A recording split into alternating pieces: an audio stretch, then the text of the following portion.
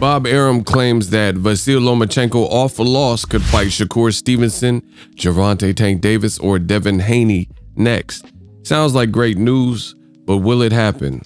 What up, Fight World? It's your boy Ego, and I'm back with some more boxing. Make sure you smash the like button. Also, subscribe to my channel for the latest and greatest in boxing. Now, Arum did an interview, and let's jump right into the quote. He says, quote, "We have to let Lomachenko's shoulder heal. He had another operation on his shoulder, and sometime after the beginning of the new year, I'm going to talk to him and see what he wants to do." He says that, does he want to stay at 135? Does he want to go down to 130? Which he has no problem making. So once again, an escape route for Lomachenko, who said he wanted to stay at 135 and unify, but now that he lost to Teofimo, didn't do anything for 6-7 rounds. Now they're trying to create for a fighter with the complexion for the protection and escape route to go back down instead of staying in the division he said he wanted to unify. Anyway, Bob Arum continued and says, "We have Berchelt, Valdez winner, and we have Shakur Stevenson.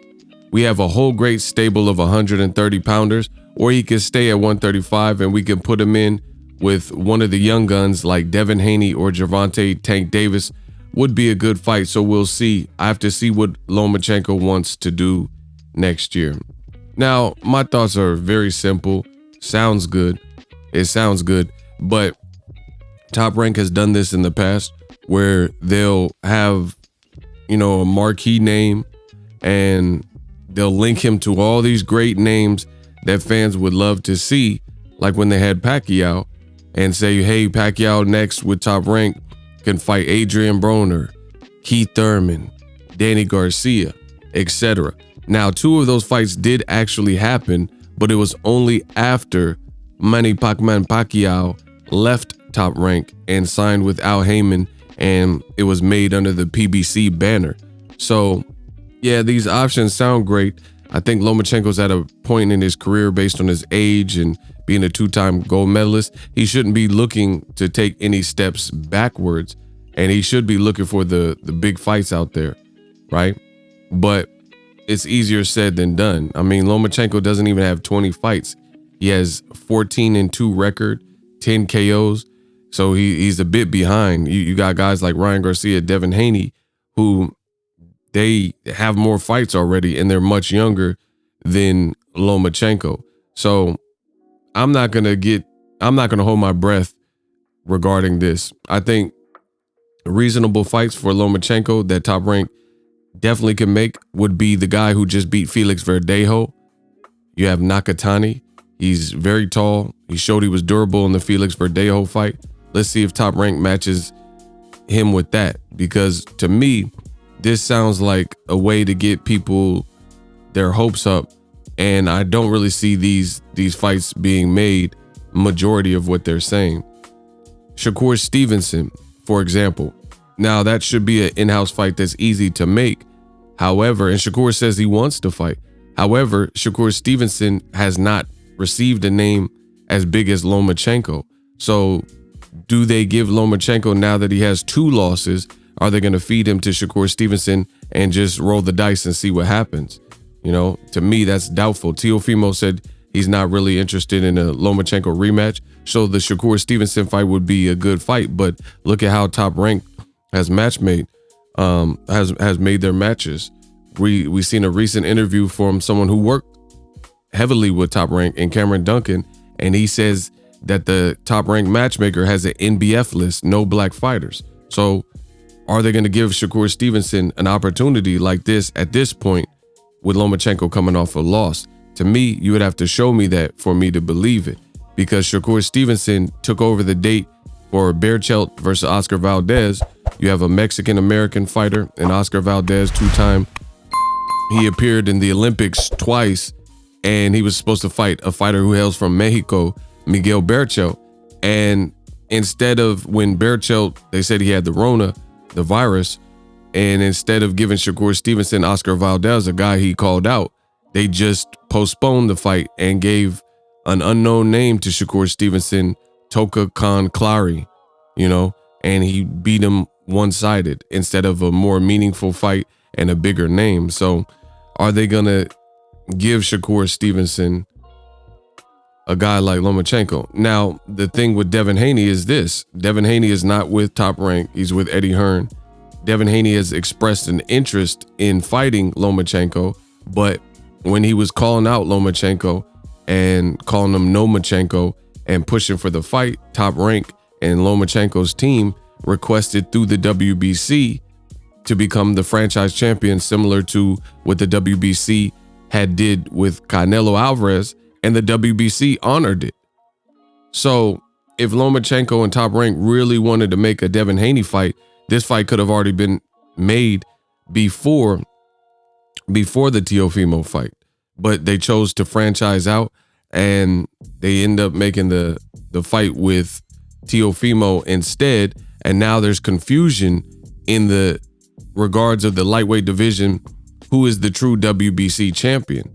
So seeing is believing. That's two. That's strike two. And as far as Gervonta Tank Davis, another name that's being kind of clout chased, in my opinion, is Tank he just knocked out Leo Santa Cruz. He went viral. He was on pay-per-view.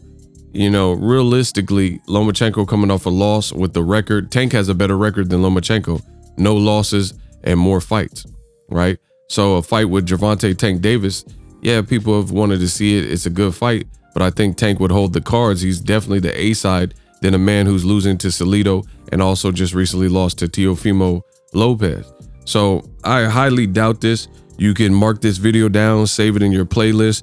We'll see what's next, but this is kind of an age-old promotional trick, and we've seen this with Top Rank, where they'll clamor for or publicly depict these certain fights. They'll say, oh, Teofimo Ryan Garcia or Teofimo Tank is a great fight. And these all are great fights.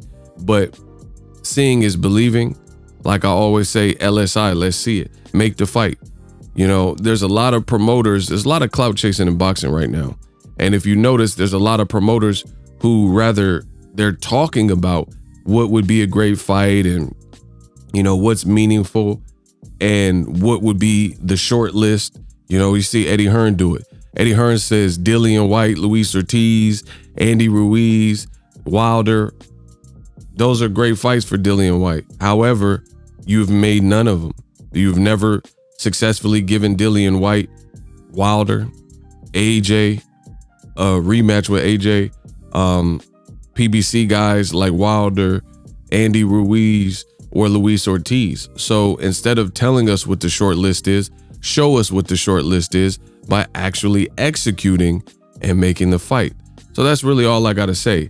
Lomachenko, they're finding a way. Of course, Lomachenko has the complexion for the protection. So now they're saying he's not a true lightweight and he's really a featherweight and he should go back down. It's funny when guys like Jermell Charlo, and I just did a documentary short. It's called Uncrowned, the Jermell Charlo story. Check that out on the channel.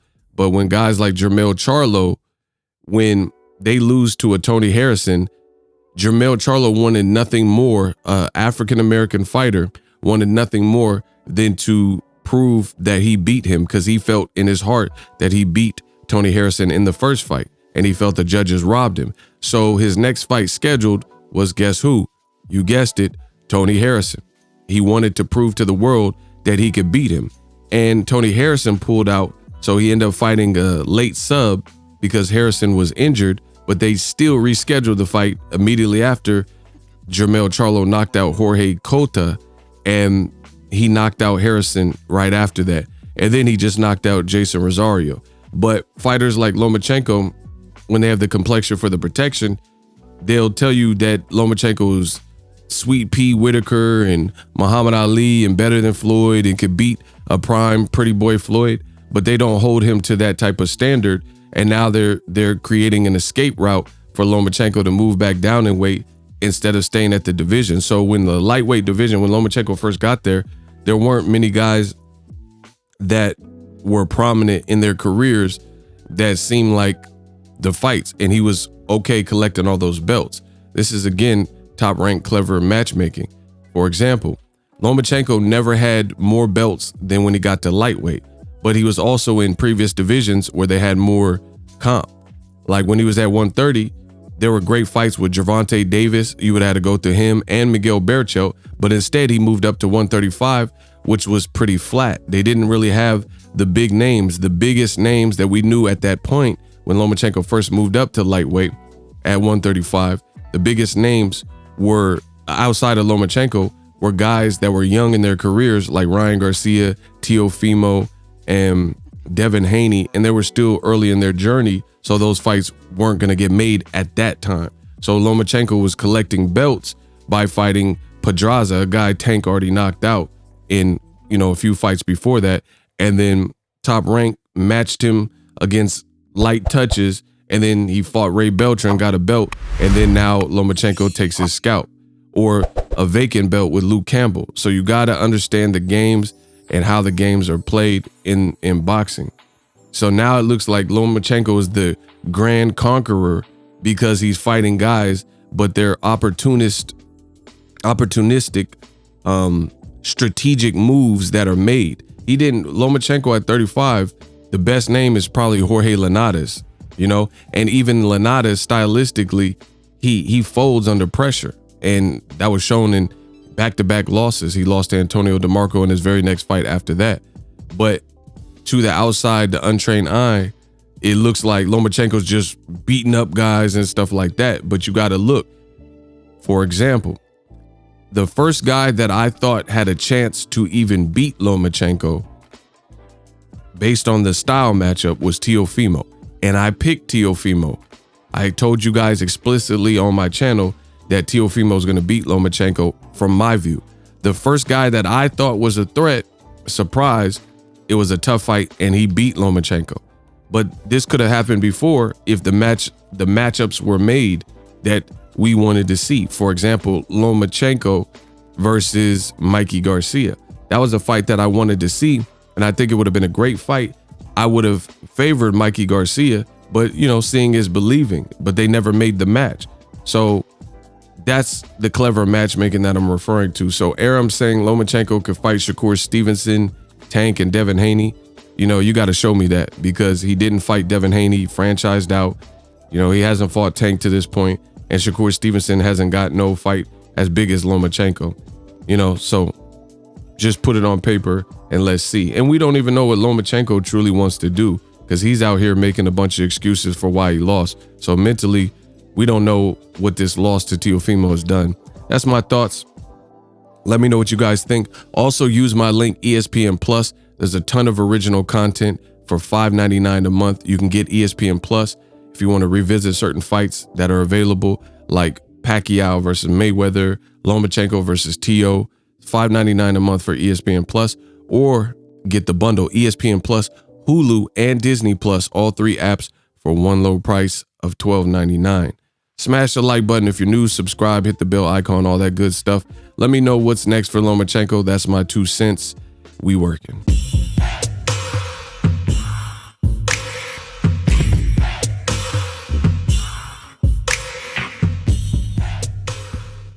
What up, Fight World? It's your boy Ego, and I'm back with some more sports. Get unlimited access to premium content with an ESPN Plus subscription. ESPN Plus offers a variety of content, including specials, behind the scenes, docuseries like Bruce Lee's Be Water, and much more. With an ESPN Plus subscription, you get access to a ton of classic archive fights and replays from boxing and the UFC. Big names like, "Hi, I'm Mike Tyson. Come and watch my fight." Floyd Mayweather, "Easy work. I'm rich." And Manny Pacquiao, "Yes, it's up to my promoter. Just to name a few. If that's not enough, you could get the ESPN bundle, which includes ESPN Plus, Hulu, and Disney Plus. All three apps, one low price. You don't want to miss out. Make sure you guys click that link in the description box of all of my videos. Ego, signing off. So if you enjoyed this video and want more content like this on the channel, you can show your appreciation by going to the PayPal donate button or the YouTube support button, and you can donate any amount that you feel is equivalent to the value of this video. Much more to come. Thank you guys for your support. Boxing Ego, the future of boxing.